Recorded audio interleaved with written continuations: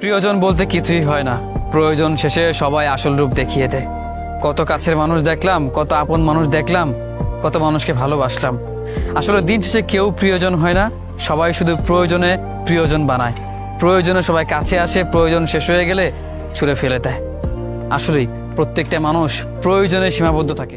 কত মানুষ ফিরিয়ে দিলাম তোমায় পাওয়ার আশা, আর তুমি কিনা মুগ্ধ হলে অন্যের ভালোবাসায়। তোমার জন্য ভাঙা স্বপ্ন হাজার রাতের জাগা